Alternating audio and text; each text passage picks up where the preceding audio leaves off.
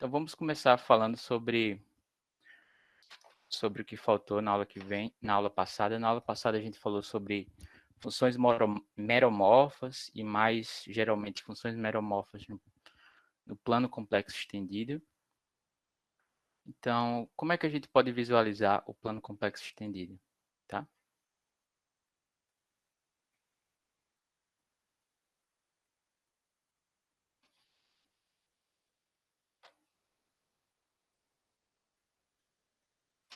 Como é que a gente pode visualizar esse cara, né? A gente definiu o plano complexo estendido e deu, na verdade, também uma topologia para esse conjunto. A gente definiu ele como sendo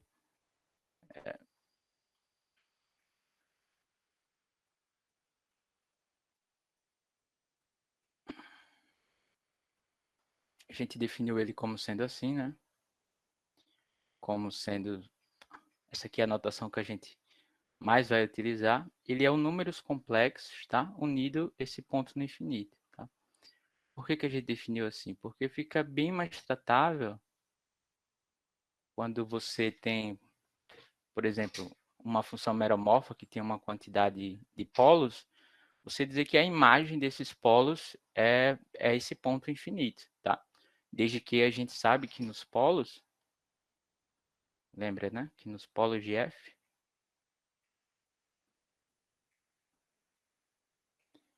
os polos de F, vamos dizer assim, sei lá, Z0, tá?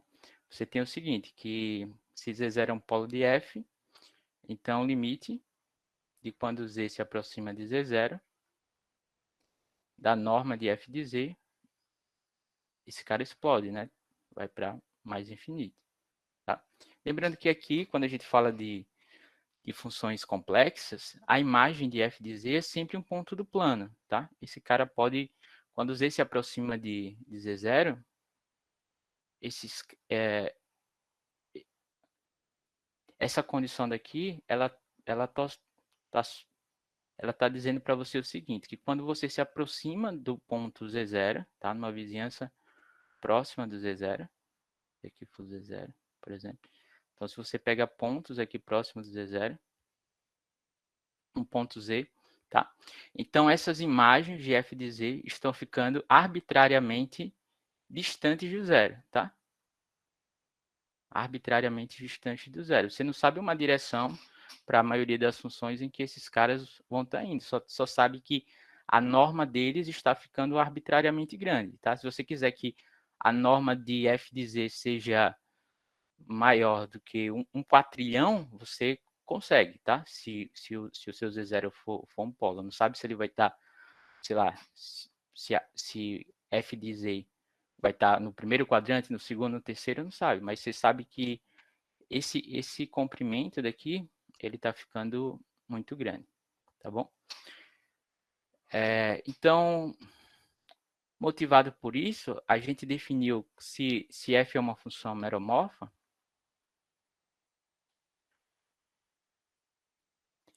se f é meromorfa, e se Z0 é polo de f, tá? F é uma função meromorfa em um determinado aberto, tá? C barra. E se Z0 é polo de f, então no polo a gente definiu que f de Z0 seria esse ponto infinito, tá? Ok? Então, veja que isso faz um certo sentido, desde que agora, daqui a pouco eu vou mostrar como você pode visualizar o plano complexo estendido, mas veja que se você olha para essa condição e essa condição daqui, tá? Desde que a gente deu uma topologia para o plano complexo estendido, você consegue mostrar que o plano que essa função meromorfa, quando você olha no plano complexo estendido, ela vai ser contínua nesse polo Z0, tá? Então, com a topologia, deixa eu colocar essa afirmação, tá? Claro, se você não tiver acostumado com isso, não precisa tentar provar nem nada, mas eu acho que Interessante que vocês tenham isso em mente, né? Por que que a gente faz isso? Por que que a gente define isso, tá? De certa maneira tem que ter um sentido e uma aplicação, tá? Então, com a topologia que demos para C barra, tá? É, no ponto Z0, no polo Z0, tá? Uma função meromórfica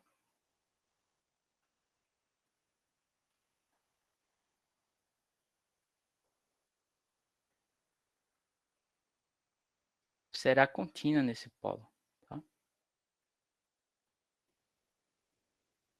Tá? Então, agora veja que você tem o seguinte, tá? Toda vida que você tem uma função meromorfa, você pode pensar os polos, tá? Quando você olha agora essa função no plano complexo estendido, como singularidades em que a descontinuidade pode ser eliminada. Você eliminou colocando mais esse ponto daqui, tá? E aí você define um novo conjunto, que é o plano complexo estendido.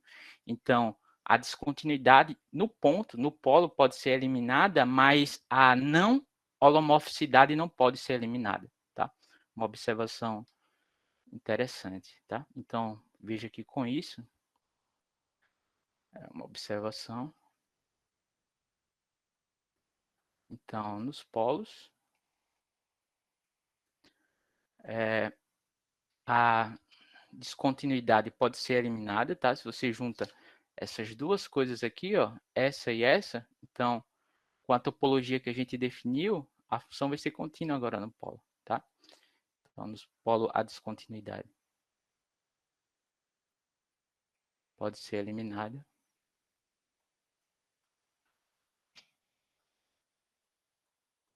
tá? Mas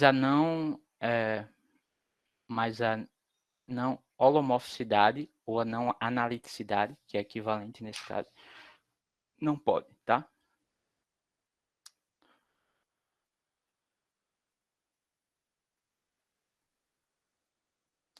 Não pode ser removida,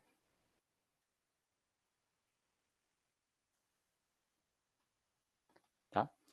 Professor, mas ainda eu tô com muita dificuldade, beleza, entendi. Agora, por que que eu defino o infinito como o valor da função no polo faz certo sentido, mas eu ainda não consigo visualizar por, por quê, né? Por que que essa função vai ser contínua nesse caso, né? Matematicamente faz sentido, mas vamos agora ver o plano complexo estendido como uma figura geométrica bastante completa, tá? Bastante concreta. A gente vai visualizar o plano complexo estendido, C barra, ele vai ser a esfera, tá? Com a topologia que a gente deu, tá? Você tem a topologia usual da esfera e a topologia de C barra, e esses dois caras aqui, eles são homeomorfos, difeomorfos, tá? O que você quiser vai ser. Então, esses caras aqui, visualizado assim, quando a gente visualizar assim, a gente vai chamar é, a esfera de Riemann, tá? Então,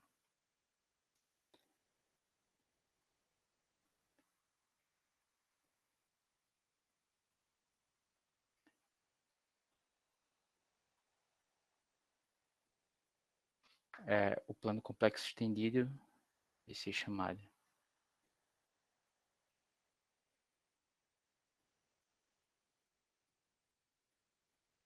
da esfera de Riemann, tá? Ah, professor, você disse que é homeomorfo, mas não deu o homeomorfismo. O homeomorfismo aqui é bastante simples, tá? É, é dada pela projeção estereográfica. Imagino que vocês já devem ter ouvido falar dessa aplicação. Ela é muito simples. Ela pega uma esfera, então vamos fixar aqui uma determinada esfera. Ela não precisa ser essa esfera que eu vou fazer aqui, tá? Mas uma escolha para essa esfera. é você considerar a esfera de centro aqui, essa reta daqui, eu vou fazer do que seria um desenho tridimensional, só para facilitar aqui a visualização. Eu vou ver se esse desenho de perfil, tá bom? Então, o eixo do X vai ser o plano complexo, tá? O plano complexo. E aqui, sei lá, uma reta real. Ou seja, esse conjunto daqui vai estar em R3, tá? Então, eu vou pegar aqui esse centro, o centro esse ponto, 0, 0, 1 sobre 2, e vou olhar para a esfera nesse ponto e raio meio, tá? Então, a esfera em particular, ela vai passar por esse ponto, que é o ponto, que é o polo norte, tá? Por n igual a 0, 0, 1, tá? E ela passa pela origem também, tá? Então, isso aqui é a esfera. Lembrando que isso aqui é um desenho tridimensional, que para facilitar a gente está olhando ele de perfil, tá certo? Vamos olhar esse cara de perfil, tá? Então, para cada ponto, então aqui um ponto W, um ponto W pertencente a essa esfera. Então, deixa eu só escrever aqui, né? Então, seja S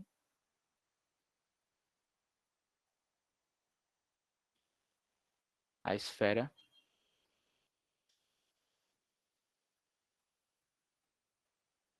centrada em centrada em 0, 0, 1 sobre 2 e raio meio, tá? Veja que com essa identificação a gente tá, lembra que os números complexos. Opa. Lembra que os números complexos ele é igual sem essa barrinha aqui. Lembra que os números complexos ele é igual ao R2, né? E o R2 você vai estar visualizando aqui dentro do R3, tá? A gente vai estar visualizando os números complexos dentro do R3, visualizando esse cara, né? Tem uma aplicação objetiva que pega esse cara e manda nesse plano daqui do R3, dado por x, y, e a terceira coordenada vai ser 0, tá? Onde x, y, onde x, y pertence ao R2, tá? Então, para cada número complexo z igual a x mais y, você pode ver ele como sendo esse plano daqui, onde a terceira coordenada vai ser igual a 0, tá bom? Então, aqui você pegou essa esfera no R3, tá?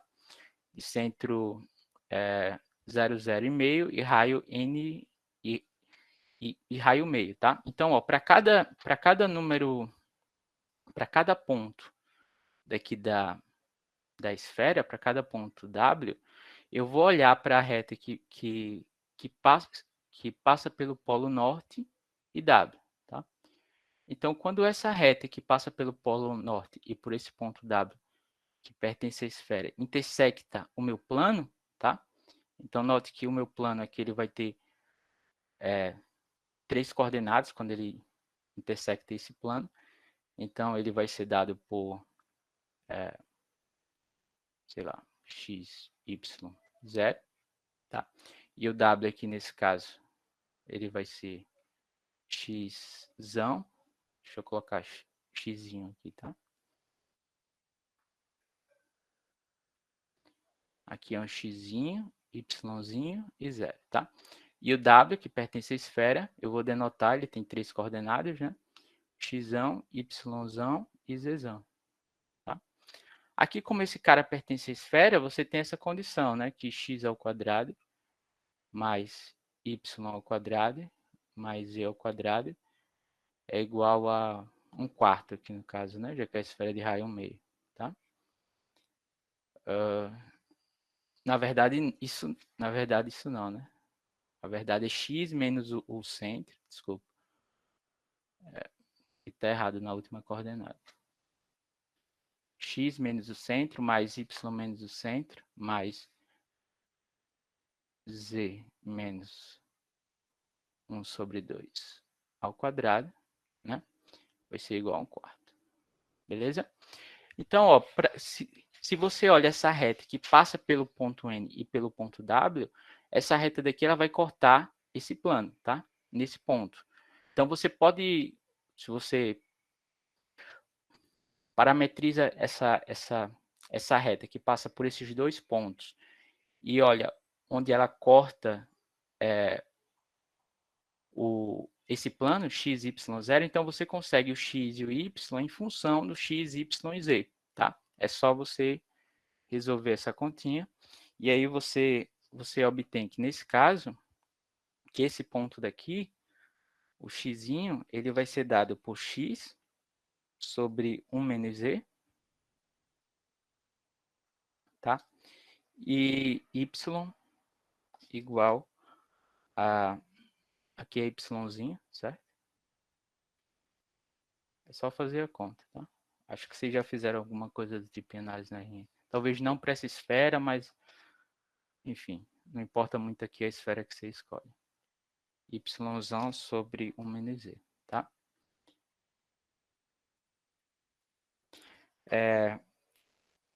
Isso daqui dá o ponto W, né?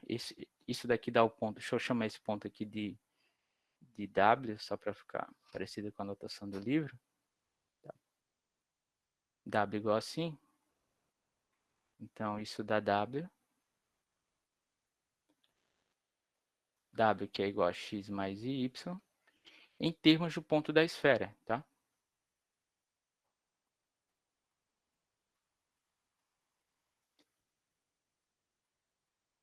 Em termos de é, em termos de Wzão, tá? E você tem a inversa também, tá? E você tem a inversa. Você tem a inversa que é dada por isso. A inversa é a mesma coisa, né? Você pega o ponto W e liga a um ponto que pertence a esse plano e depois olha os pontos dessa reta que satisfazem essa equação daqui de cima, tá? Então, nesse caso, você chega aqui e, se você quiser o contrário, você tem que x vai ser igual a x sobre x ao quadrado mais y ao quadrado mais 1. O yzão vai ser igual a y sobre x ao quadrado mais y ao quadrado mais 1. E z igual a x ao quadrado mais y ao quadrado. Ou seja, a norma do w, né? Dividido pela norma do w mais 1, né? Que é x ao quadrado mais y ao quadrado mais 1, tá? Mas veja que, por exemplo, essa condição daqui, você, isso dá o ponto w, isso vai dar o ponto wzinho para todo w em que para todo W que seja diferente do polo norte. Porque se você pega aqui o polo norte, você veja que você estaria dividindo por zero, tá? Isso daqui não vai estar definido. Isso vai ser a reta que pega um ponto W e liga ao polo norte, claro, para W diferente de N, tá? Então, deixa eu colocar essa observação aqui importante. Isso aqui é para W diferente do polo norte, tá? Então, com essa aplicação daqui, você, você consegue provar que essas duas aplicações elas são inversas uma da outra e são, claro, aplicações contínuas pela própria cara da aplicação. Então, aqui você tem um homeomorfismo, tá? Homeomorfismo. Como a esfera vai ser um conjunto compacto, então, isso, deixa eu colocar aqui. Então, você tem um homeomorfismo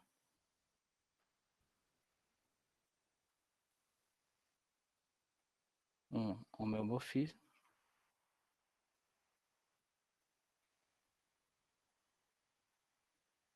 entre S2 menos S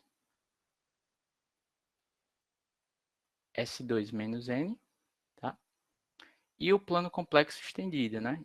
Desculpa, e o plano complexo. Então, você tem um homeomorfismo entre esses caras e C, tá?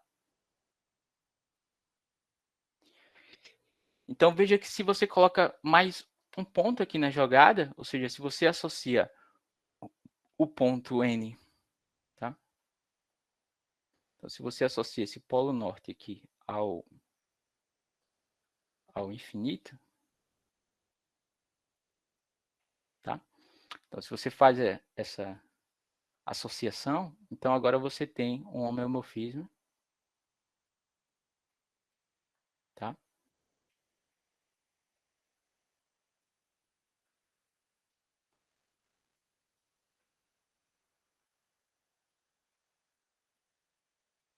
Entre agora S2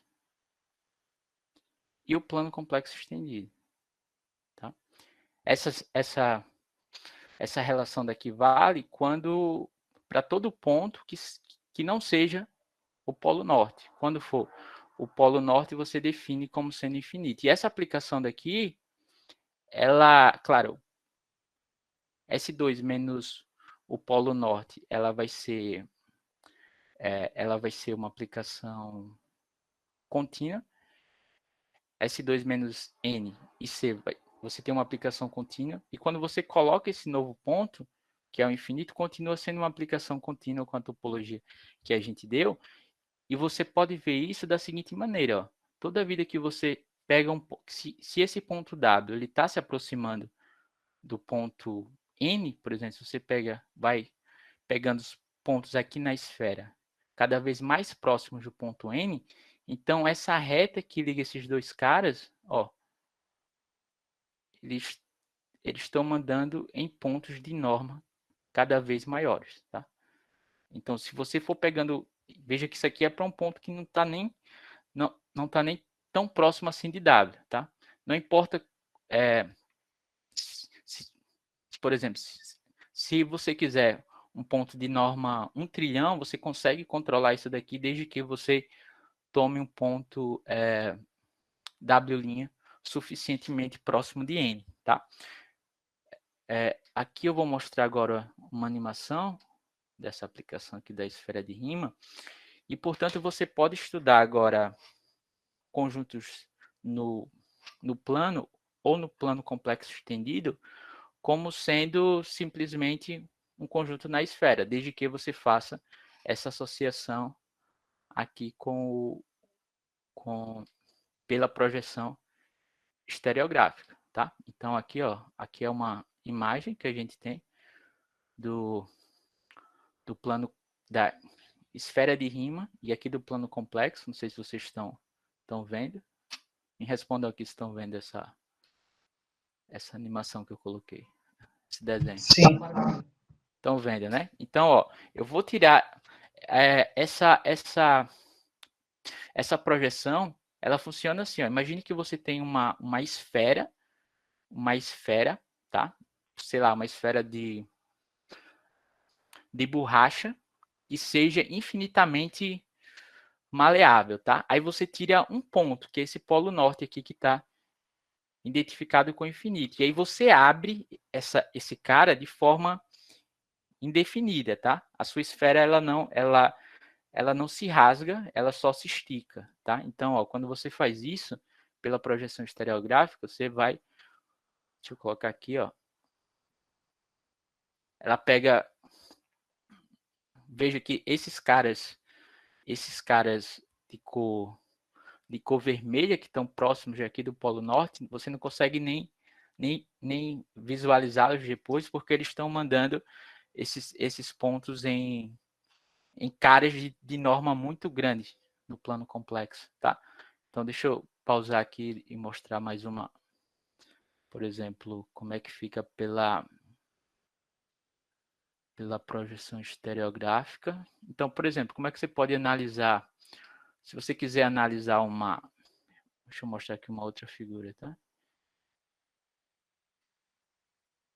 Ó, se você quiser analisar como é uma reta no plano complexo, Uma reta no plano complexo é simplesmente um círculo que passa pela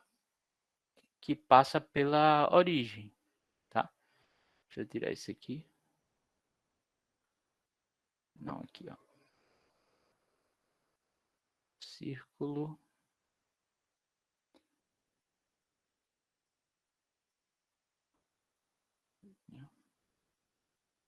Ó, deixa eu tentar virar aqui esse cara, ó. Olha para cá, ó. Esse círculo daqui, ó, que passa pelo polo norte, ou seja, que passa pelo infinito, essa projeção estereográfica, quando você olha a imagem dessa curva em vermelho que está aqui, ó, que ela passa pelo polo norte, vai dar uma reta aqui no plano complexo, tá? É como se no infinito, tá? Esses pontos estivessem se encontrando aqui pela projeção estereográfica, tá? Se você quiser simplesmente um outro círculo, por exemplo, no plano complexo, então veja que aqui na esfera o seu círculo ele não pode passar pelo polo norte, tá? Então veja que isso é útil, tá? Quando você estuda funções meromorfas, porque agora você está simplesmente estudando funções que estão indo no plano complexo extendido, em funções que estão indo da esfera na esfera, tá? Onde a imagem de cada polo, que é um ponto da esfera, está indo agora nesse outro ponto aqui, que é o infinito, que é o polo norte, tá? É claro, esse ponto ainda requer um tratamento especial, tá? Toda vida que a imagem de um determinado ponto for o polo norte, pela inversa da projeção estereográfica, você vai ter que tomar um certo cuidado com ele, tá? Mas agora fica muito mais fácil de visualizar, tá? Sobre determinadas, sobre certo modo. Ó, veja isso aqui, ó, uma parábola, tá? Aqui é uma parábola no plano complexo, tá?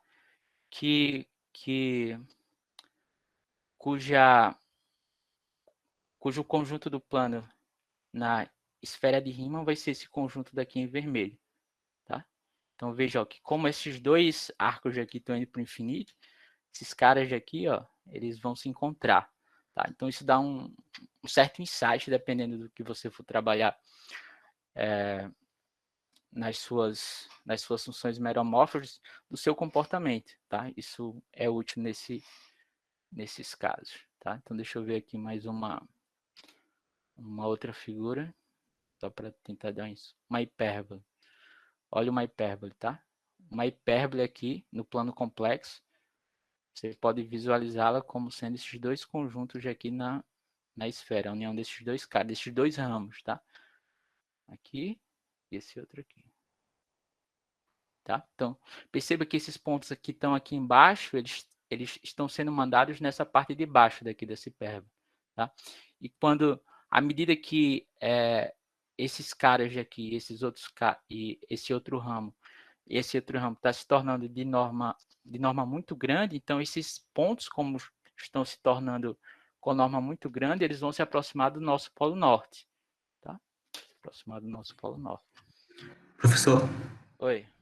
Pode falar. essa curva na esfera seria a interseção de um cilindro com a esfera? Essa curva aqui na esfera, eu acho que não, tá? Eu acho que não. Mas não sei, você pode tentar fazer a conta. Beleza. Pode ser que sim, tá? Dependendo daqui da hipérbole, mas assim, não sei. Eu não sei, eu acho que não. Mas enfim, é bastante útil, tá? Isso daqui. Isso, enfim, não vou comentar não, que eu ia comentar. Talvez no final da aula eu comente. Bom, deixa eu voltar aqui agora.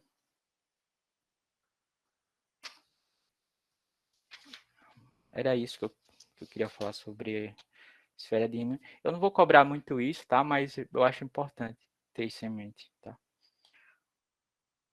A gente, na verdade, não vai usar muito isso. Mas é importante que você tenha esse insight.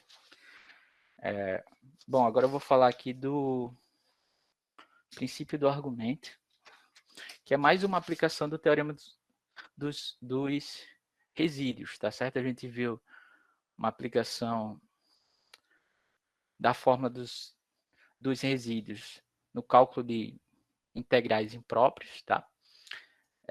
Integrais impróprias reais, tá? Agora vamos ver mais uma, tá? Que é o princípio do argumento.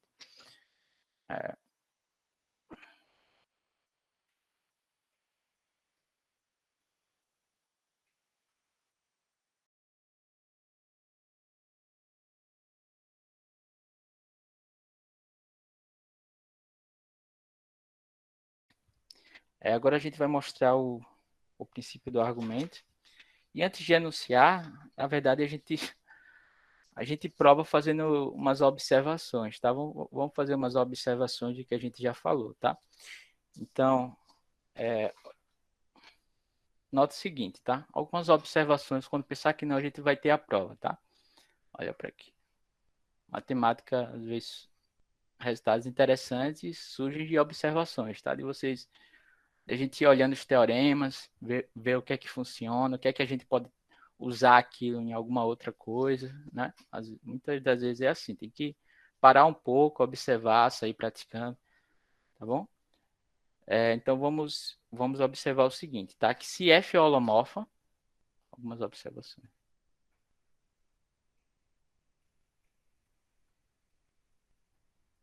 Se F é holomorfa e tem um zero de ordem n,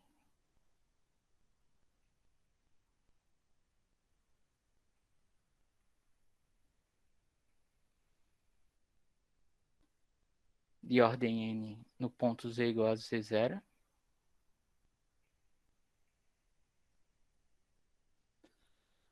então a gente sabe que a gente consegue escrever assim, né? Perto do ponto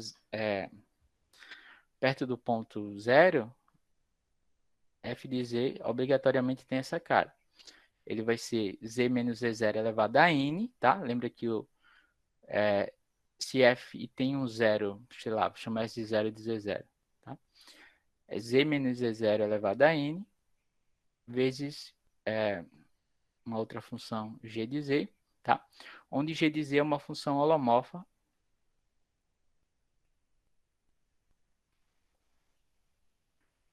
É uma função holomorfa que não se anula, tá? Que não se anula em uma vizinhança do ponto. Você não está interessado em pontos longe do ponto Z0, apenas em uma vizinhança, em um disco pequeno, tá? Onde G é uma função holomorfa que não se anula. Vou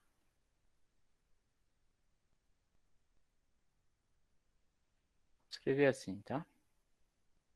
A vizinhança é um disco pequeno, tá? Em um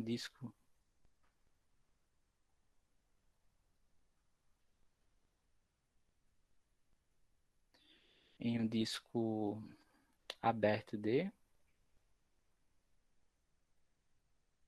centrado em Z0. Beleza, se f é assim, f é holomorfo, a gente já sabe que é infinitamente diferenciável. Então vamos derivar isso aqui em ambos os lados, né? Essa função vai ser também holomorfa, esse pedaço daqui, a g é holomorfo também por definição. Então quem é que vai dar f' de z? Isso implica que f' de z, ele vai ser igual a quem? Vai ser, isso aqui a gente já sabe derivar, usando a regra do produto, vai dar n, z menos z0 elevado a n menos 1 por g de z, tá? Mais z menos z0 elevado a n pela derivada de g, tá? Então, isso implica ó, que se eu dividir f' por f, f' por f, então você vai ter o seguinte, né? Isso aqui vai sobrar quem? Vai sobrar, você divide, vai sobrar o n sobre z menos z0, né? Porque o g aqui nessa primeira parcela vai se anular. N sobre z menos z0. Tá? Mas aí aqui, ó, se você dividir o f' por esse, o z menos z0 elevado a n, vai dividir também pelo z menos z0 elevado a n. Isso E só vai ficar aqui o G' de Z dividido pelo G de Z. Tá? Lembra que a G ela não se anula numa vizinhança do ponto zero, tá? Isso aqui eu dividi também porque eu estou supondo que Z vai ser diferente de zero. Então, não estou dividindo por zero, tá? Então, você tem isso daqui, ó, numa vizinhança, até porque a F, veja que ela se anula, né? No ponto Z0, tá? Então, isso é verdadeiro em uma vizinhança deletada de Z0, tá?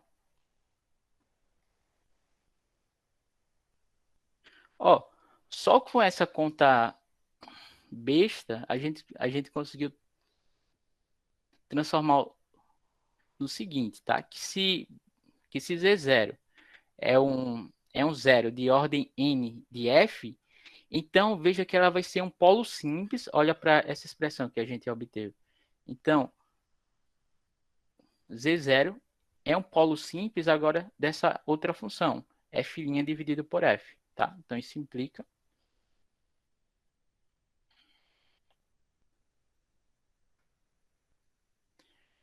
que se Z0 é um zero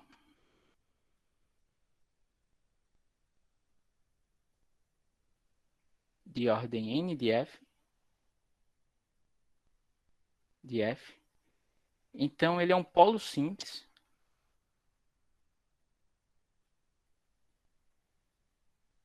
porque essa função aqui vai ser meromorfa, que você já colocou na cara, né, do polo, né? Então, Z0 é um polo simples, tá? De f' sobre f. E quem é o resíduo? O resíduo vai ser n, vai ser a ordem do zero, tá?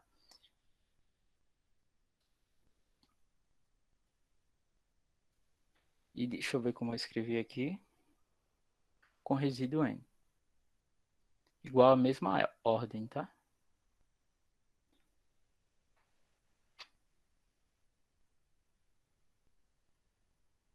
Tá? De maneira análoga, você faz uma coisa parecida com um polo, tá? Se você tem uma função meromorfa que tem um polo em Z0, você faz essa mesma brincadeira.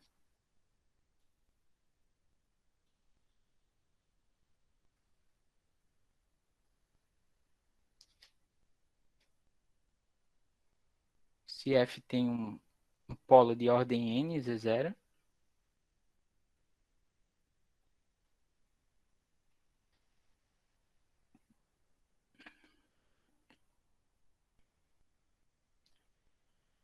em Z0 a gente vai ter o seguinte, né? A gente tem que, numa vizinhança deletada do ponto, a gente consegue escrever f de z como sendo z menos z0 elevado a menos n, ou seja, você vai estar dividindo aqui por z menos z0 elevado a n, tá? Vezes uma função h de z, que é uma função holomorfa e não se anula numa vizinhança do ponto, tá? Mesma história que eu tinha lá, tá? Isso daqui vale nenhuma vizinhança deletada de z0, tá? Lembra da nossa definição de polo, de ordem n, né?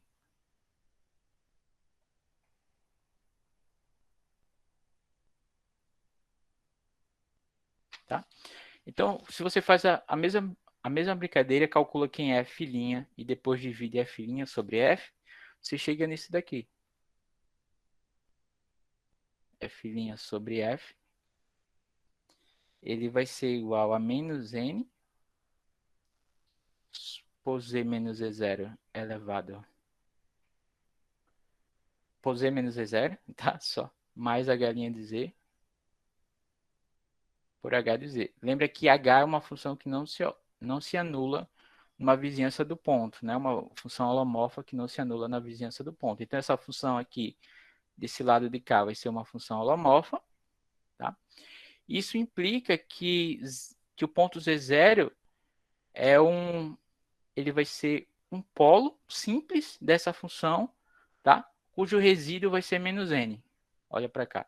Esse coeficiente aqui, a menos 1, que vai estar multiplicando essa parcela, é menos n. No outro caso, era n, tá? Então, mesma brincadeira, né?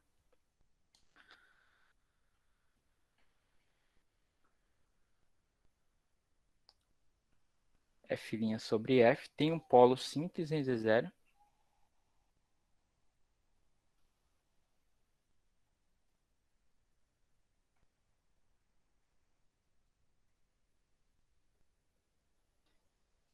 É, cujo resíduo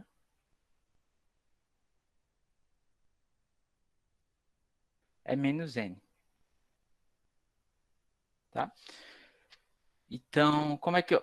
Veja que esse menos N daqui, ó, é o mesmo N da ordem do polo aqui, ó, da F, tá? No ponto Z0. Então, se você junta as duas coisas, o que é que a gente conclui aqui dessa brincadeira, dessas observações?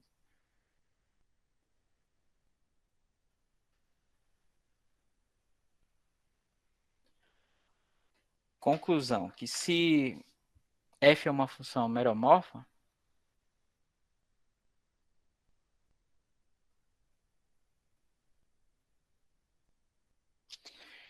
então você vai ter o seguinte, que f' sobre f, ela tem polos simples nos zeros e polos de f, né? Em ambos os casos a gente chegou que f' sobre f tem polos simples. Tem polos simples nos zeros e polos de f.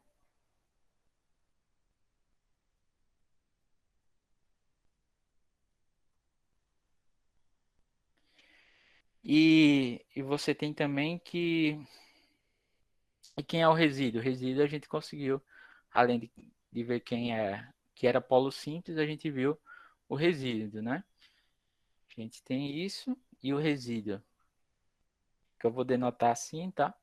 Resíduo dessa função, f' sobre f, em cada ponto zk, você pode dividi-lo em dois tipos, né? Ele vai ser a ordem do zero de f, quem é o resíduo? A gente viu que era n, que é a ordem do zero de f,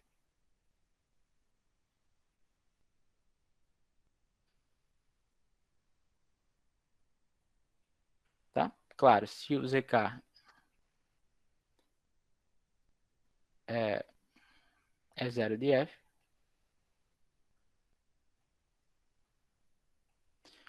e esse cara daqui ele vai ser menos a ordem, tá? O negativo da ordem. Lembra que a gente chegou que era menos n.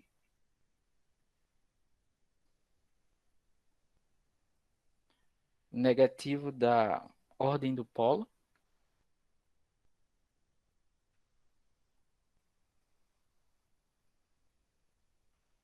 Do polo de f se zk é polo de f.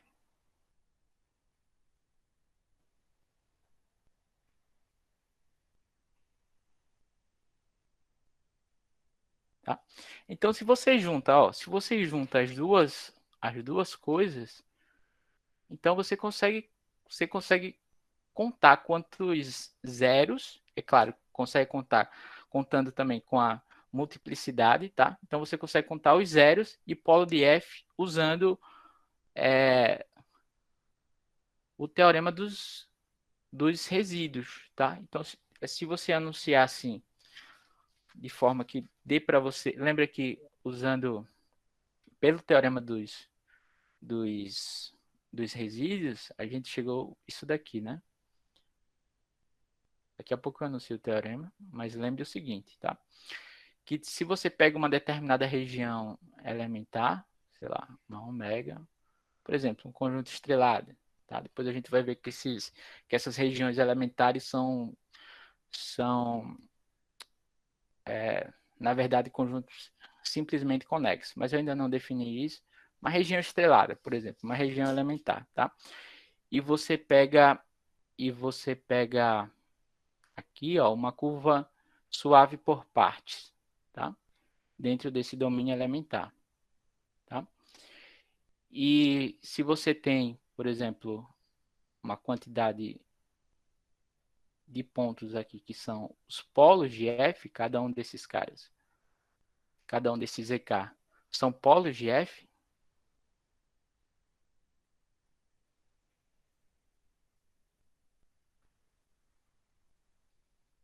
Então a gente viu o seguinte, que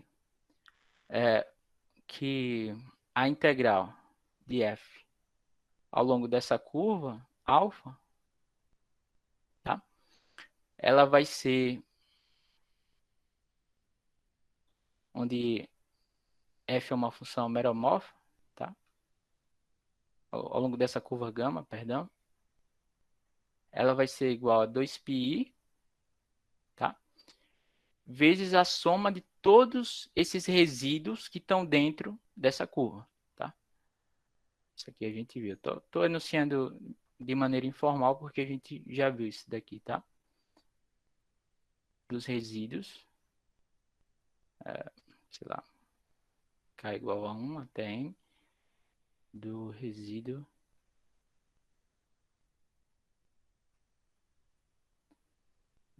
de f no ponto zk, tá? Agora veja, ó, que se você coloca aqui no lugar da f a função f' sobre f, vale esse mesmo resultado, mas não para f, mas para f' sobre f, tá? Então, ó, os polos de f' sobre f, eles são os zeros de f, claro, aqui contado com sua multiplicidade n, e o negativo da ordem do polo de f, se zk é polo de f, então aqui você consegue a quantidade de zeros que a função vai ter dentro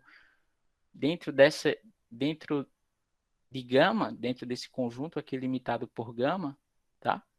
Dentro de gama, menos o número de zeros de f menos o número de zeros de f dentro de gama, tá? Então, aplicando o teorema dos resíduos,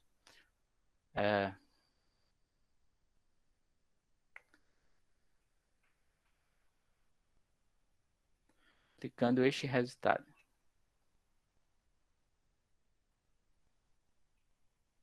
a essa função aqui, ó, f' sobre f, a gente vai ter o seguinte. Deixa eu anunciar aqui o resultado, tá? Então, esse resultado é dado por princípio do argumento. Não me perguntem o nome agora, por favor, porque a explicação que eu daria seria um pouco não precisa, porque a gente não tem as ferramentas ainda, tá? Mas daqui a umas 2 aulas eu vou voltar e vou tentar explicar o nome daqui para vocês, tá? Então, seja gama contida em si uma região elementar,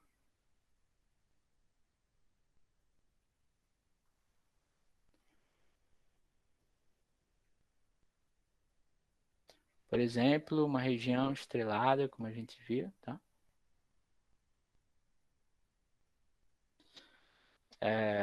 E f uma função meromorfa em gama,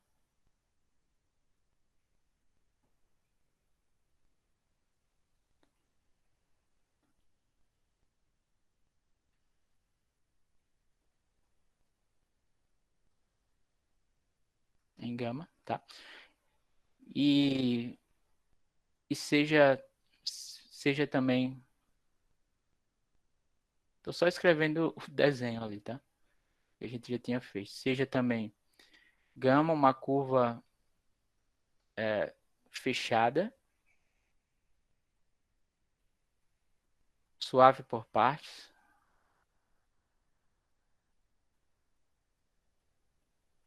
e simples, tá? Ou seja, ela só percorre os pontos que estão aqui no seu interior apenas uma vez, tá? Hipótese simples.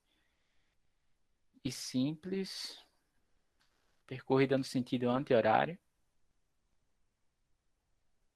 Tá? Então, a orientação aqui que a gente está dando para essa curva vai ser essa daqui. Ela começa, por exemplo, desse ponto, vem para cá, e vem, vai e termina aqui no mesmo ponto, tá? O ponto que você começa não importa, tá? Uma curva suave por partes, simples, percorrida no sentido anti-horário.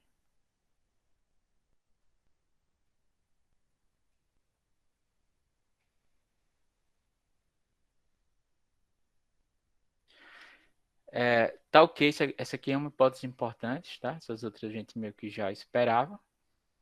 Tá ok, F não tem polos em gama, então, F não tem polos, ou zeros na imagem de gama, tá? Então, essa curva aqui, gama que você escolhe, ela não pode não pode, tá? Ter zeros e polos aqui na imagem de gama, tá? Nessa curva em verde, tá? Pode ter dentro de gama, pode ter fora de gama, mas em gama não pode, tá? Então, a gente vai ter isso, né? 1 sobre 2πi, tá? Da integral ao longo de gama de f' de z sobre f de z, dz, tá? Ela vai contar o número de zeros de f, o número de zeros de f dentro de gama,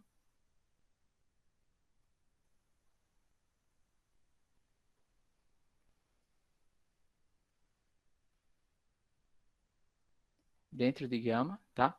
Menos o número de polos de f,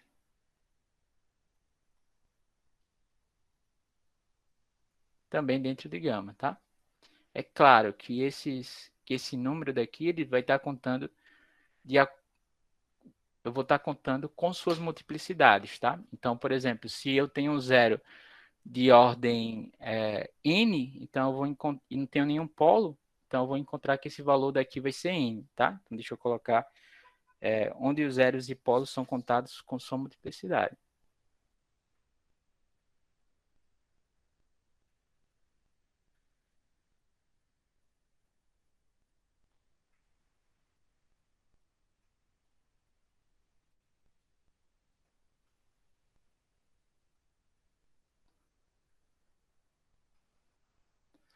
Com sua multiplicidade, tá?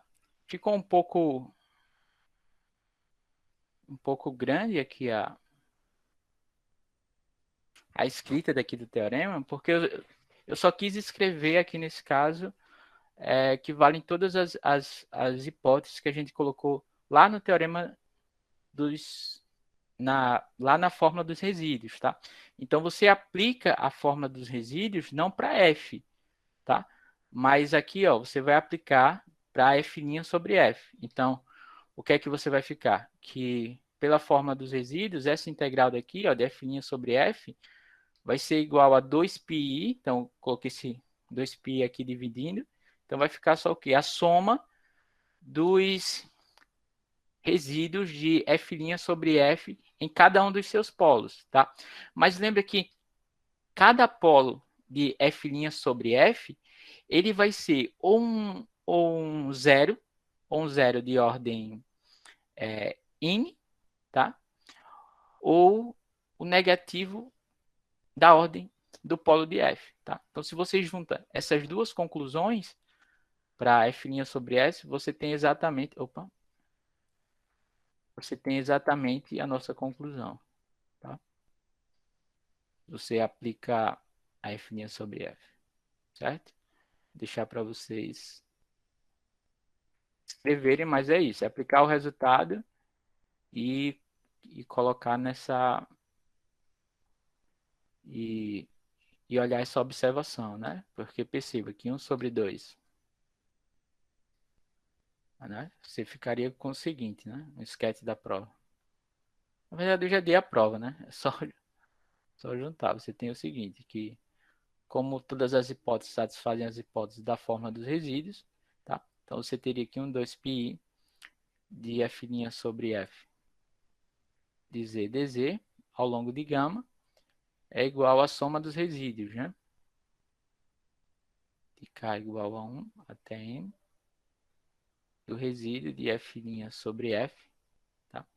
Em cada um desses polos, tá? Só que todos os polos aqui, nesses caras, são polos simples, tá? São polos simples e a gente viu quem é o resíduo, né? O resíduo é isso aqui. O resíduo, ele é a ordem do zero de f, se zk é zero de f, ou vai ser o negativo da ordem do polo de f, se zk vai ser um polo de f. Então, você consegue contar os zeros de f menos os polos de F com suas multiplicidades, tá? Usando isso daqui.